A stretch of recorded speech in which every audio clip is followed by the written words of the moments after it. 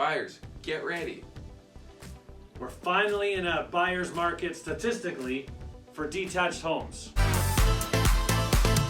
Hey everybody, welcome to Boring Real Estate Stats. Clinton and Fab with Team Hague.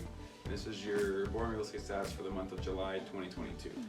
So for the detached housing market, there's active listings of 4,431. The sales for detached was 523, and the benchmark price was $2,600,000 with average days on the market of 26.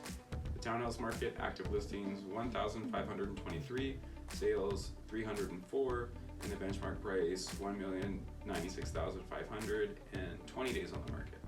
For the apartments, 4,334 active listings, 1,060 sales, the benchmark price is $755,000, and the average days on the market is 21.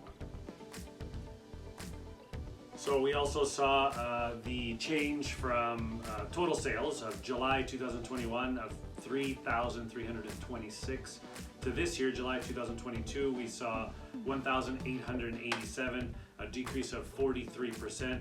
And I believe that was about just over 20% drop from last month also, 23% I think. 23%, yeah.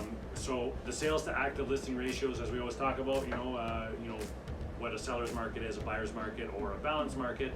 We finally saw the detached homes drop to a buyer's market at 11.8%. Townhomes at 20%, but that was I think a 13% drop from last month.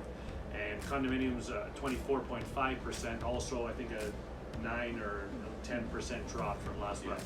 So as we see in this range, we're basically going to be in a buyer's market if this continues, which we don't expect any different, very shortly, maybe even next month or the following month for sure, for all three: townhomes, condominiums, and detached housing. Yeah, townhomes are still in a balance, but they're really close to being in a seller's market, and like Fab said, condos will follow as well in the coming months. So most likely by next month, there'll be a buyer's market across the board. So one thing we're noticing too is on our current listings and homes that we are getting some offers, and most of them we're seeing subject to sale. So that we've talked about that in the past, is that is an option for you if you're thinking about moving. You're thinking, how do I make it all work?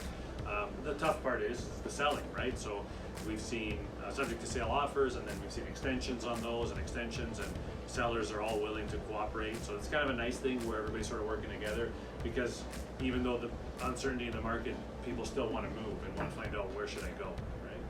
Yeah, and that said too, I mean, sellers, you're still in a good position where you can turn down offers if they're too low, right? Like we've seen, people are just coming out with super low offers just to see what sticks, but most people are receptive, and we just counter and see what we get, and if it doesn't come to a price that you want, we just move on, right? So there's no real risk for sellers right now. You just got to have a conversation with your realtor about where you want to be priced and what your end goal is, and we're still being able to do that for clients, right? Yeah, and I think as a buyer, if you're a buyer out there and you want some advice, I mean, one thing we did say on that note is that there are some people out there that are looking at statistics and saying, well, yeah, it hasn't dropped that much, and then there's others that just say, well, I just want to get out, and maybe they have investment properties or anything like that, and so you're able to sort of throw those offers out, like you mentioned, Clinton, and sort of fish around and find something that works for you, where you say, you know what, I'm willing to buy in this market with these little bit higher interest rates, and obviously talk of more to come.